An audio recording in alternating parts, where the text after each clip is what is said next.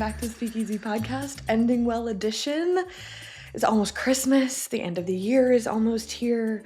If you haven't gotten to watch any of the other episodes since the beginning of November, we're doing an extra episode every week, ending the year well together, reflecting on what the year has brought, what God has done, redeeming some of the hard parts, because it wasn't like the best year of my life circumstantially, but God did so much that I can't help but celebrate it and be thankful for it. And I think a lot of people around this time start to feel like they're ending the year having not done enough. They are maybe carrying the weight of unmet dreams. Maybe you're comparing. Maybe you think that your life wasn't as meaningful or your year wasn't as meaningful because there weren't any real quote unquote like banner moments. There weren't any huge, spectacular wins. And I thought this would be a good opportunity before we get to Christmas and the new year, when your wheels really kind of start turning, to reorient and to consider that perhaps the ordinary years are the years that God does the most and are the years that we find Him the most, and that the monumental moments are great and they should be celebrated. And I hope that your life is filled with people who will celebrate those things with you. But I hope that I want us to also be people and have people in our lives that celebrate the ordinary, that embrace the ordinary, that see the beauty in the hard air quotes, mundane.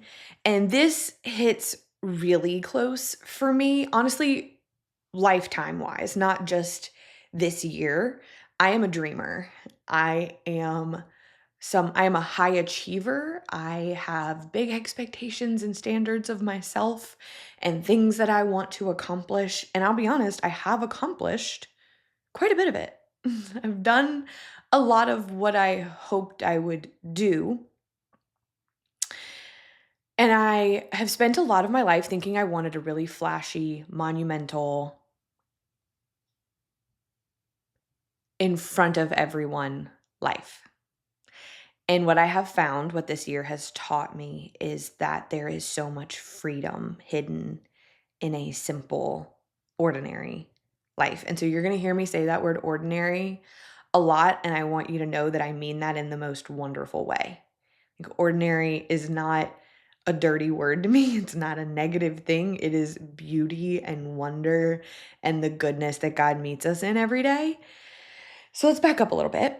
I've told this story in some capacity, but I wanted to be a lawyer my whole life. I wanted to be a criminal prosecutor. I wanted my "you can't handle the truth" moment in court for as long as I can remember. I wanted to be a ballerina. Well, I wanted to be a rockette, and then I stopped growing. And then I wanted to be a ballerina, and then realized I did not want that life.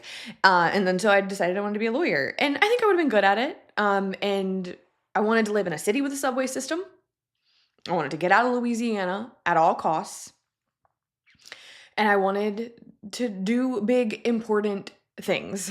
And my senior year of college, through, honestly, you know those moments in your life where you can see 700 different threads come together and like change a moment.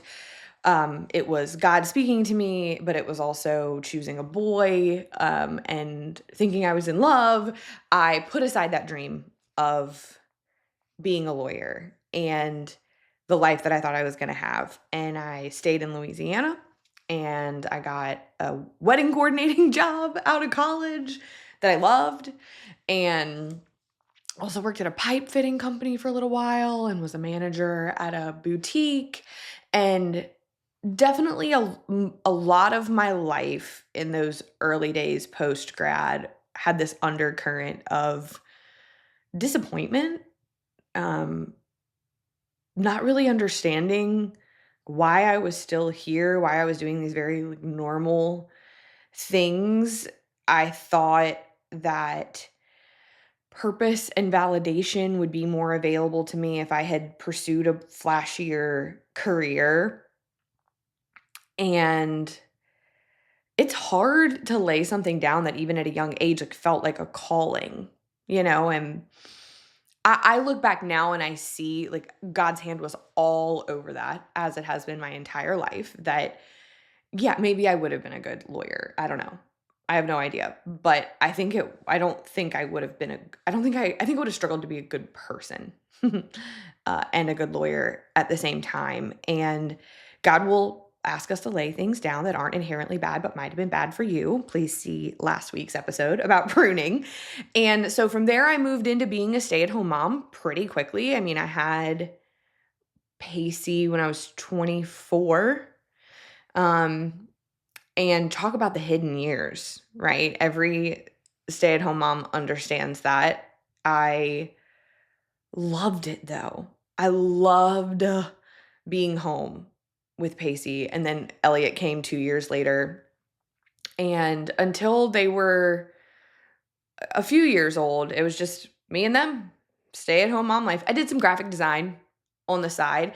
And when I look back on those years, I don't have the same like confusion, maybe resentment that I had in my early years post grad. I loved it. I did feel like I had purpose. But there was this little piece of me that this is when influencer culture begins. But remember, this was blogs. Remember when bloggers were the original influencers, and I had my handful that I loved and I checked their blogs every day. And I mean, Instagram was a thing, but it definitely wasn't like the thing that it is now. And I had a blog. I should clarify that. I've had a blog since I had a blog. I don't have a blog now, but I had a blog from college until probably like right around when I started the podcast. I was like, okay, I can't do both. But so I was like trying to be in that world, but not, I've always entered that realm in the more like what I do now. I love me a lifestyle, like exclusively fashion influencer. I just don't have that in me. And so anyway, I loved being a stay-at-home mom. I'm watching these bloggers. I have my own blog that has this teeny tiny little following. And as we told on the episode that came out on the 7-year anniversary, for my 30th birthday, so like significantly into my stay-at-home mom years. My kids are a little bit older, a little bit more self-sustaining, not much, but a little bit. I started the podcast. I started really doing the Instagram thing full time, and I started it in end of 2018. I do 2019, 2020 hits. And I felt very led to jump in to the conversation of COVID and protocols and the government. And that is when we're just going to call it political commentator dream begins. It's funny, I never really looked at it as being an influencer. I definitely had more of like a political commentator lens once that part of the journey started. And it's a vortex because it never ends. There's always something to talk about, especially for the last 5 years, right? Like I don't I don't make a lot of the statements of like unprecedented times and we've never lived through anything like this. But the last 5 years, the headlines, the hamster wheel, the way that it never stopped, it will suck you in. And uh, not to, I don't have to give all those qualifiers, right? Like, I'm not being full of myself. Like, I was pretty good at it. And I gained a following from it. And I also loved it. I still love it. I love it. I love it. It fulfills all of my childhood being involved in politics and law dreams. I love I love the way it makes my brain work. I love understanding laws and statutes, and I really love taking that stuff and digesting it and then being able to kind of communicate it in a more understandable way for people that their brains don't work the same. But what I found this year is that it is absolutely unsustainable long term, especially as like a one woman show, right? There are definitely people who are like me, who have been doing it on their own. And, I kind of saw it as like you were almost like a sin eater. You're taking in all the headlines, all the information, and you're serving as like this filter for other people. And I'll tell you that my friends that are still in that world, that started maybe like a little bit after me, started more in like the 21, 22 realm, they are having the same exact realizations that this is wildly unsustainable. The pressure, the cost, the mental health, like nervous system toll is it's so much more than I could have ever thought or understood. It is I say it fairly often now, like we don't have the nervous system infrastructure to take in that much information all the time. And what was a big part of me moving away from that this year was God asking me to, first of all, and I've talked about that ad nauseum throughout this series, that I didn't want to move less in politics. I did not want to lay that part down. I enjoy it. I'm good at it. It's beneficial to people. It, performs really well online. I did not understand why God moved me out of that. But something that really helped, and I don't mean this in a judgmental way, I hope that you don't hear it that way, was looking at the people who are kind of at the top as far as political commentary and seeing who they have become and how this stuff can't help but impact you. And I getting a tiny peek behind the curtain and seeing what is required of you and the time and the sacrifice and the time away from your family. And also just the way it changes the way you view the world and people.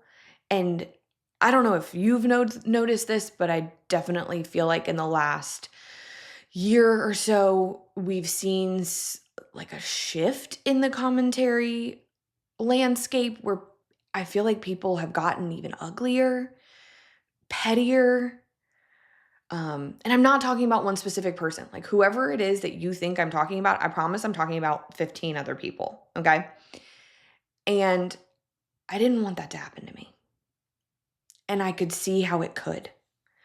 Because that work is frustrating and it is divisive and it is difficult to know that much. It is difficult to know that many terrible things that are happening in the world all the time. And you know that I am a huge advocate for being informed, for understanding what's happening in the world and how that impacts you. But I 100% believe that you can take that too far. And a couple of weeks ago, I posted in my stories and was just kind of like, hey guys, um, first I talked about Proverbs 4, I think it is. Oh man, what is it? Is it Proverbs 4? That talks about, sometimes we answer a fool in their foolishness, that sometimes that's wisdom. And then sometimes it is wisdom to stay quiet. And I was just talking about how there are some situations that we're supposed to speak into, and then there are some where it is clarity and wisdom to just keep your mouth shut. And right now I am in a season where God is asking me to keep my mouth shut and not step into the 40 different battle fronts online. And I was kind of like, look, if you're disappointed in me, I'm sorry, but I'm also kind of not, because I am fighting the fight for my bloodline right now, for my children, for my health, for my nervous system, for my heart. Sorry. And it's the first time that I can really remember that I've really ever fought for myself and not just for other people. And it's been wild. But the response to those stories was like overwhelming. I think that's why I'm a little emotional, like more DMs that I could keep up with of people saying, they're in the same exact place. They're in the same exact state of mind. They're thankful for a haven online where they know that someone's going to tell the truth, but also isn't jumping into every drama that unfolds. And um, I know and knew then that I was making the right decisions, but we're liars if we say we don't want confirmation, if we don't want the people that we serve, like the audience, to at least somewhat be aligned with the decisions that we're making. And so, as I said, there's been this theme in my life of wanting this thing and maybe even getting close to it. And God kind of, I feel like God will get me close enough to the big shot, flashy things that I want, close enough that I can see them, maybe experience them a little bit. And I do feel like He's gentle enough with me to go, do you still want it? And even if my like knee jerk, nature response is, yeah, I do. There's always been this part of me that has craved slowness and simplicity and ordinary.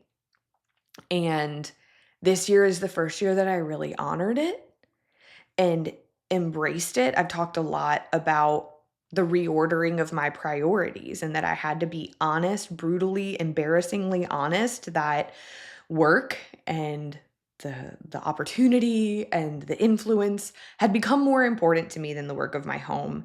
And by God, I think giving me choice, but also not, because isn't that kind of how free will works sometimes pulling me out of that. He kind of, I had a choice. I did have choice, and it was resent or embrace. And this year, I just went for it. Like, I just went for it on being a mom and homeschooling my kids and creating and tending.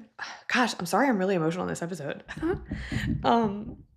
Tending to a home that feels safe in a increasingly crazy world, living in a different rhythm than not just the internet, but like a lot of the people around us, and trading those priorities primarily. And again, I know this is a drum that I have beat this entire series. It allowed me more time in my Bible.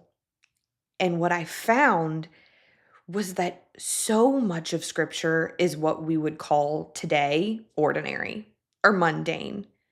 There are absolutely huge, incredible miracles, but there's also farming, shepherding, mothers raising children, men working with their hands, ordinary days and ordinary places, and God meeting them there and serving them there and teaching them there.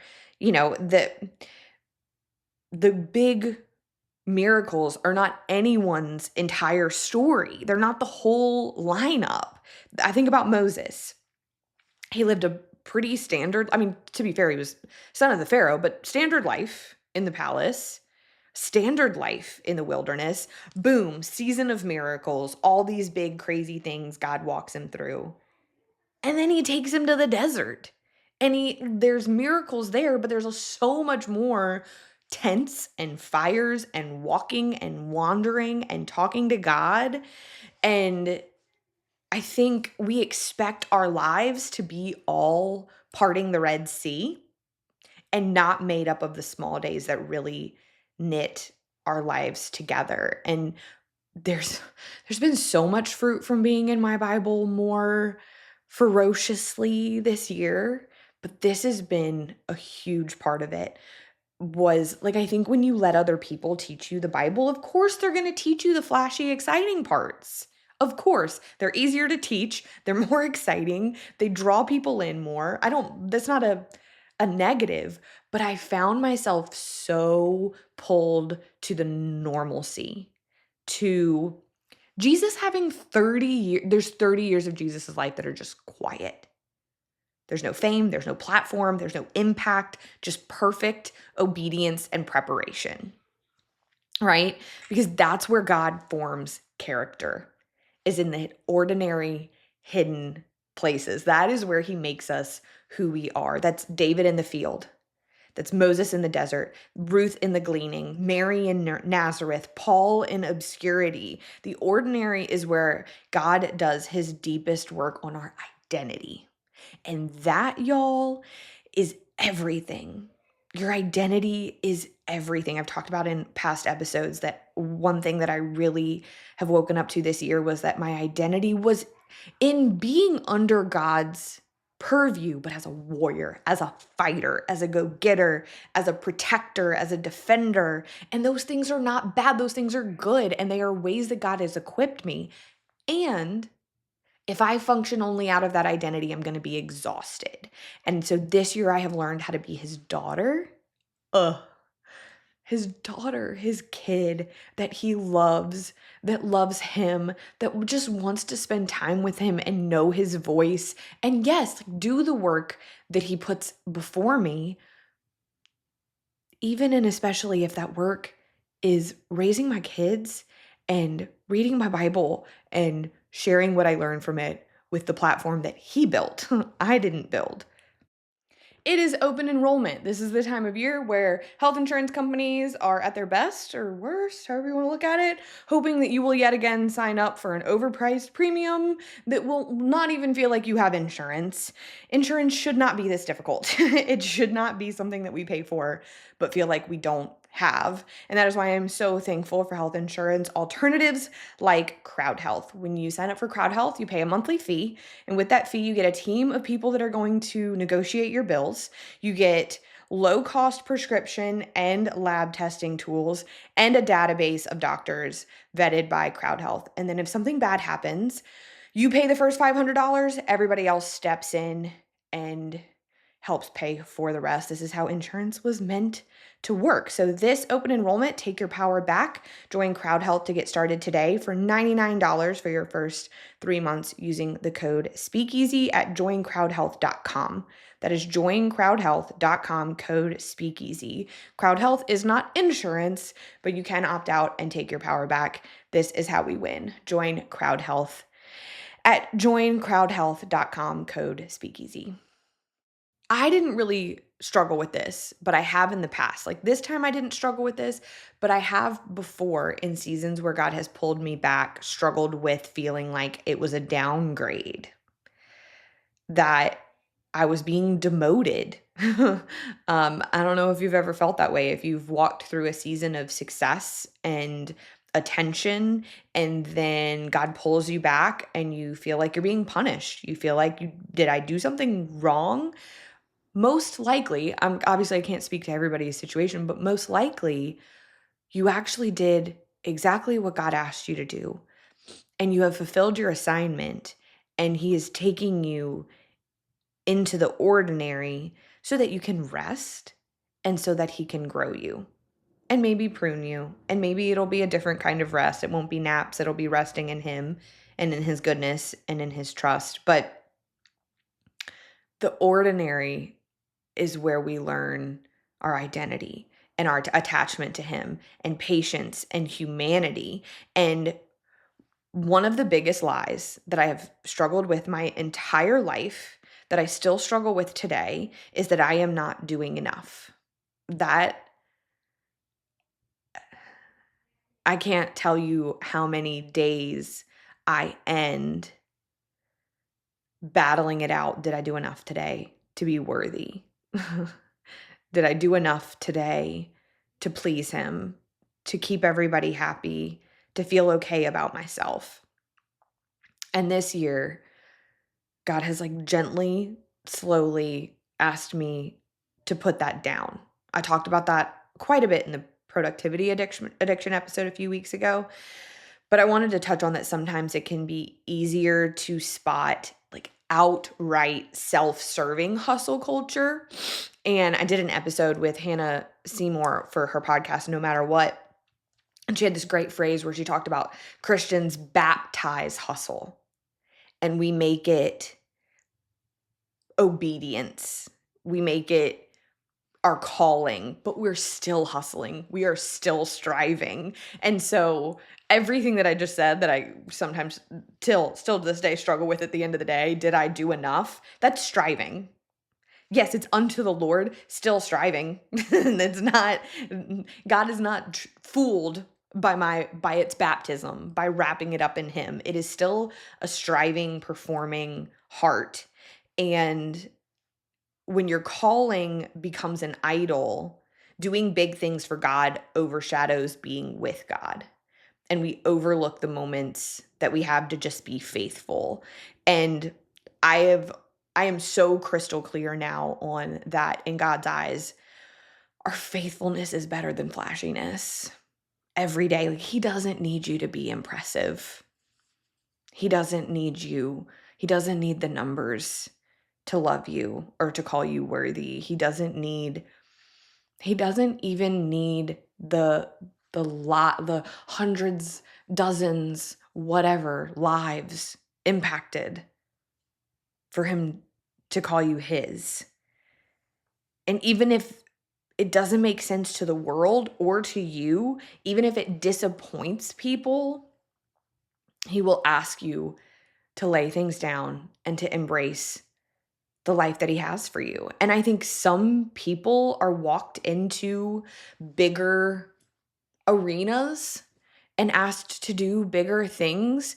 I am more sure than ever now, having had a glimpse of that and walking in because let's be very clear, the ordinary is still an arena. There are still so many fights. And that was the point that I was making in that the set of stories that I mentioned earlier was I am fighting every day. I'm just not fighting online. And let me tell you, the fights that I'm fighting now are way harder than fighting online, but their impact is eternal in the lives of my children and their nervous systems and my bloodline, right? And so I have found so much in the ordinary to the point where I was having a conversation with God recently where I so fought him on getting here to a slower, calmer life. And I was talking to him the other day and I was like, look, here's the problem. I'm starting to like it. I'm starting to really enjoy the ordinary, the slower pace. My nervous system is very much enjoying this. And I know how you work. And I'm going to get comfortable and you're going to call me back into the ring. And then I'm going to be annoyed that I've got to shift again. And that's just a testament to being really honest with him, even if it's not necessarily flattering or like cute or perfectly packaged. I think that is a huge thing that holds Christians back, especially like lifelong Christians. We think we've got to clean it up. And it's like, he already knows. Like he knew I felt that way. He knew I was looking at the land that he has walked me into and going, oh, I thought this was going to really suck. And now I like it and I'm comfortable here. Gosh, dang it. Truly, like, gosh, dang it. Now you're going to yank me out of this. That's not how he works. That is actually not how he works. He will definitely walk me into a new season, but where he's brought me now will prepare me for where he's taking me, because what I've learned in this ordinary season that I do think has just begun. It feels kind of dangerous to say out loud because whatever, but it's only been a few months and there's a lot of work to be done and a lot of healing that's necessary. But I have experienced peace like I have never in my entire life experienced. Certainly not in the very ambitious seasons. And the connection that I have with my children, we've always been together all the time, whether they were going to school or not. Like, and their school season was pretty short, right? Like they both went to like kindergarten and a couple of grades, and then we pulled them in homeschooling. But the laying aside, like, I'm just gonna be frank with you, keeping up with the headlines is time consuming and energy consuming and attention consuming. And the connection, I was incapable of the connection that I have with my children now when I was doing all of that. That alone, worth it.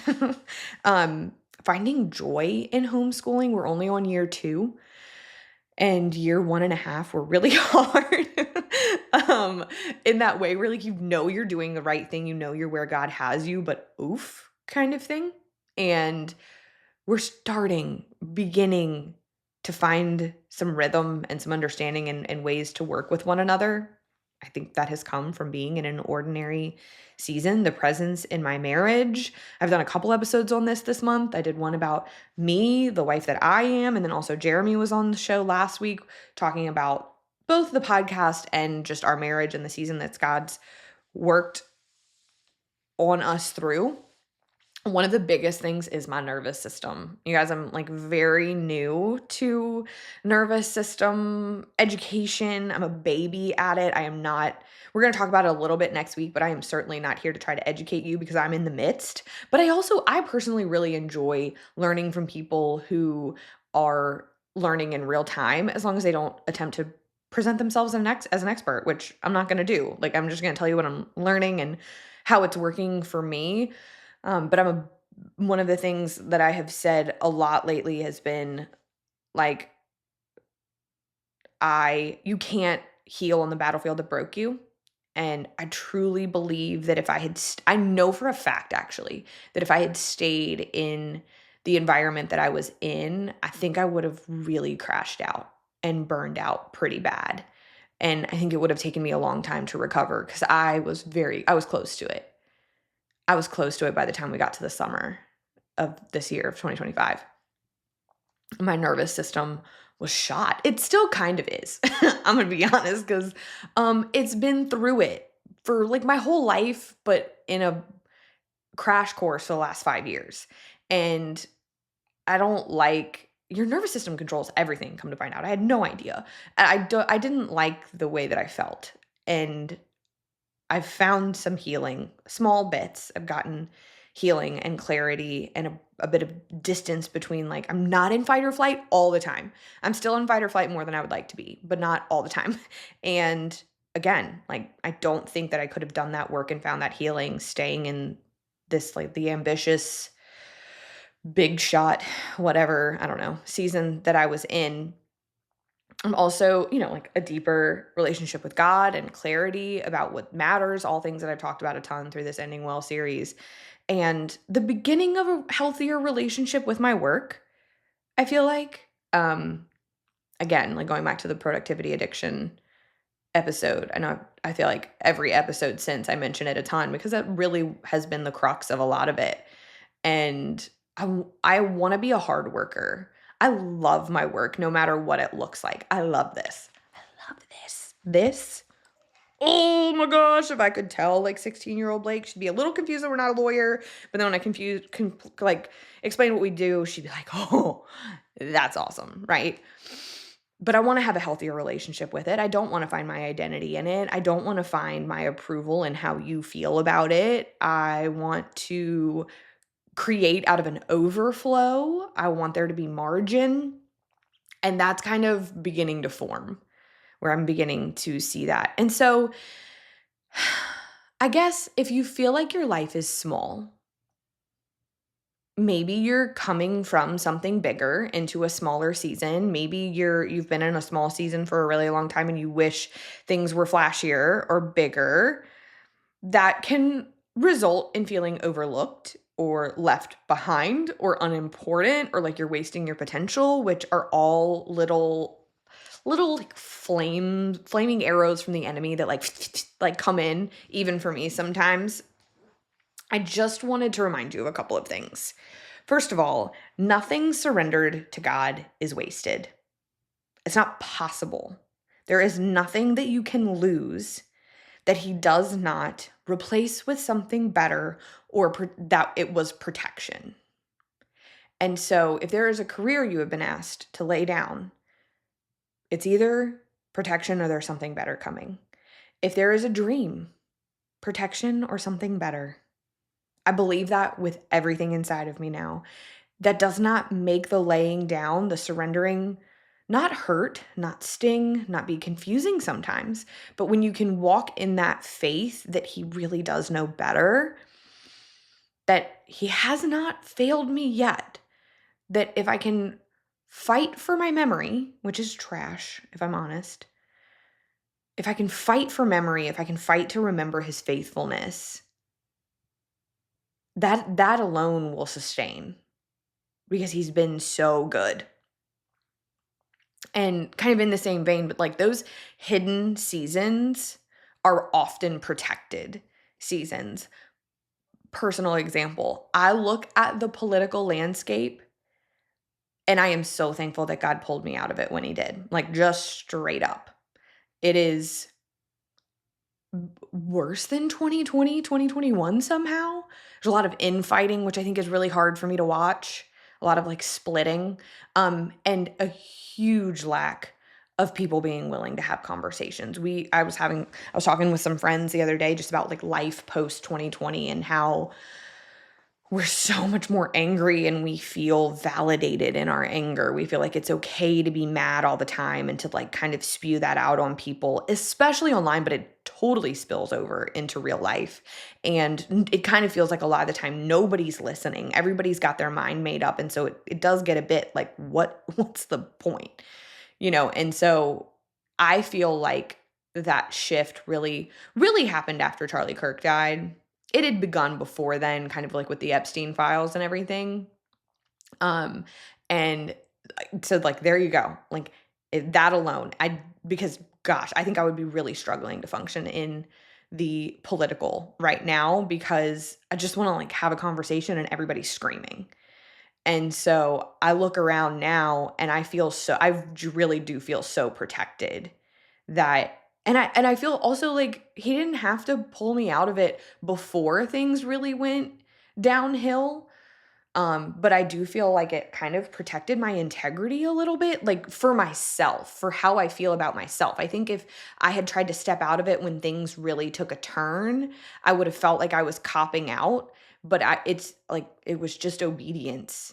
And then God lined it up perfectly, and so you may not get that. You may not get that clear here's the result of what God here's what God was protecting you from.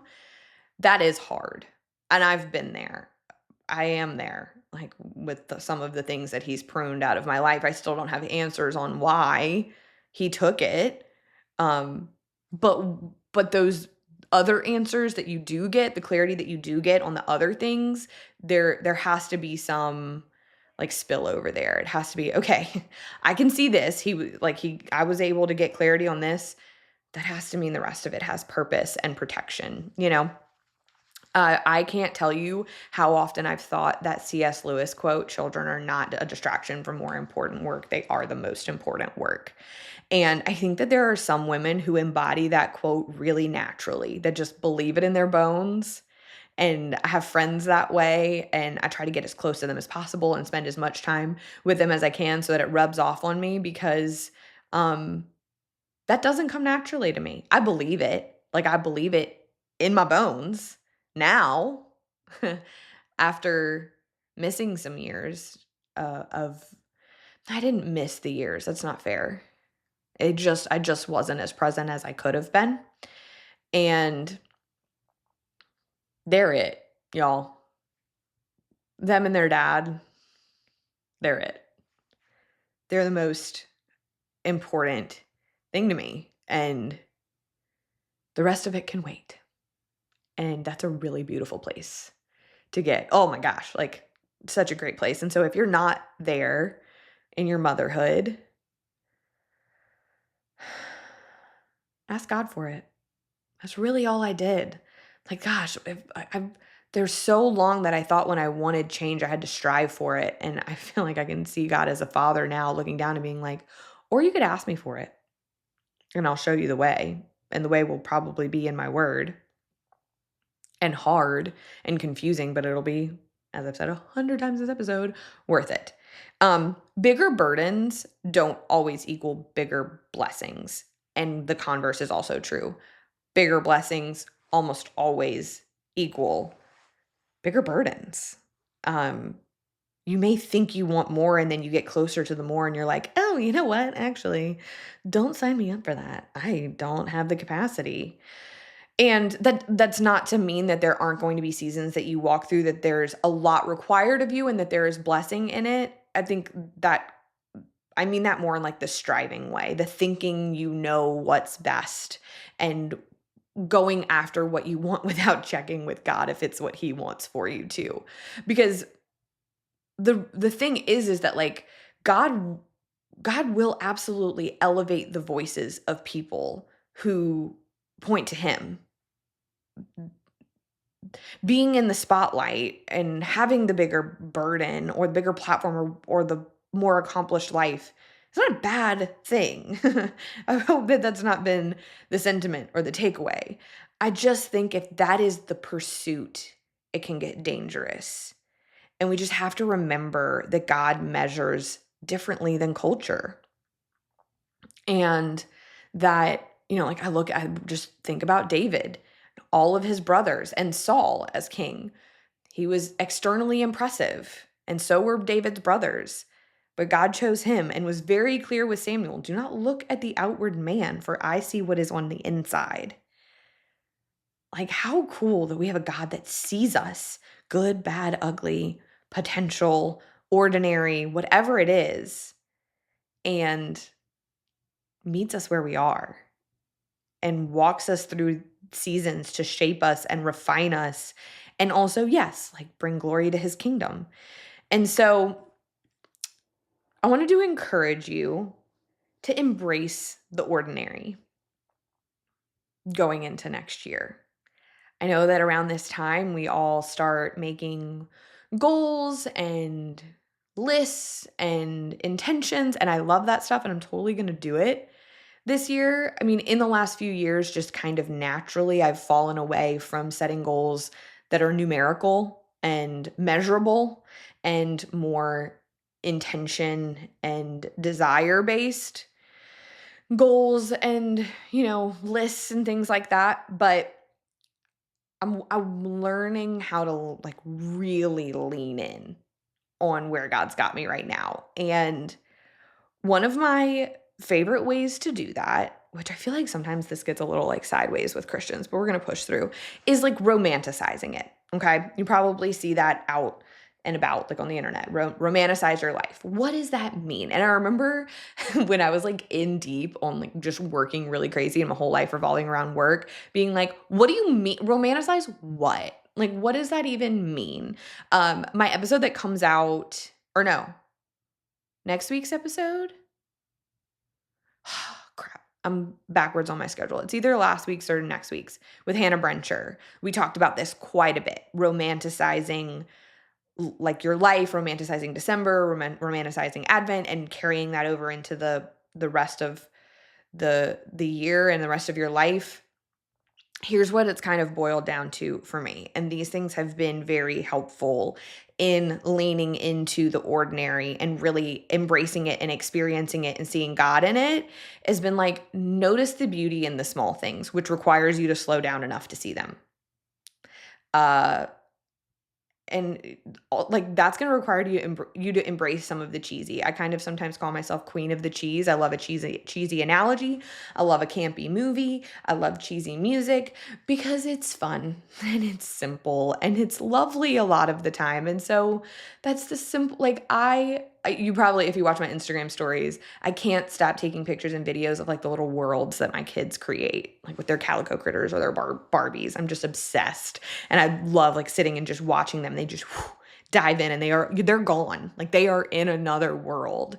That is noticing the beauty in small things or the little ways that they will serve each other or serve me, or when they just run up and tell you that they love you and give you a hug, or when they sleep in a little bit later and you have an extra 20 minutes to yourself, or when a friend reaches out and just says they were thinking about you and asks how you are. Like there's so much beauty in the ordinary. There's so much to be seen and appreciated, and we're just blowing by it.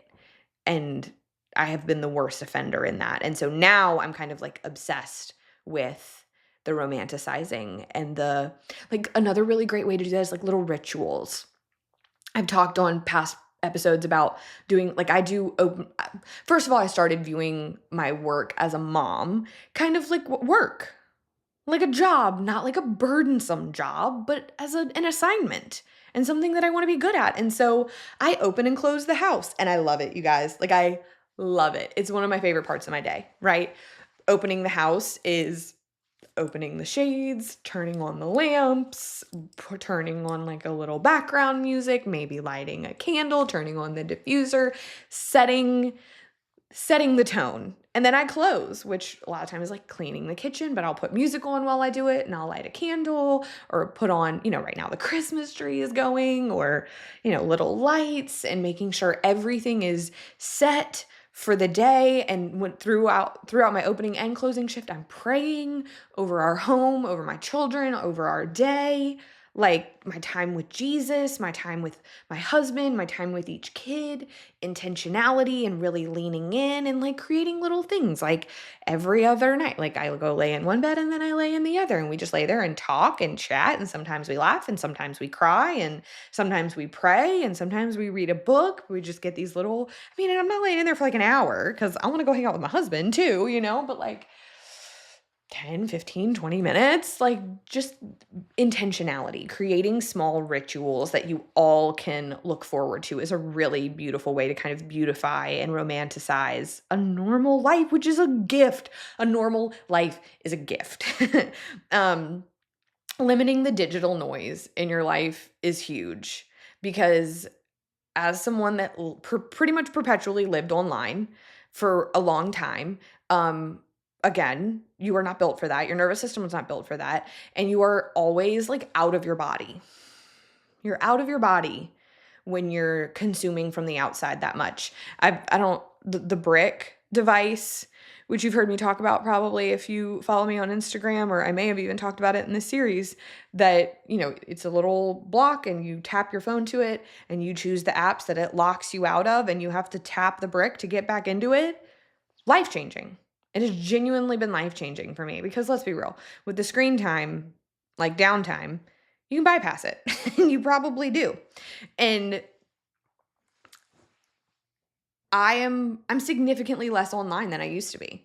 And that's a gift and a privilege. And it's something that I'm so thankful for. And it's something that would not have been available to me if I was still in the political as much as I was.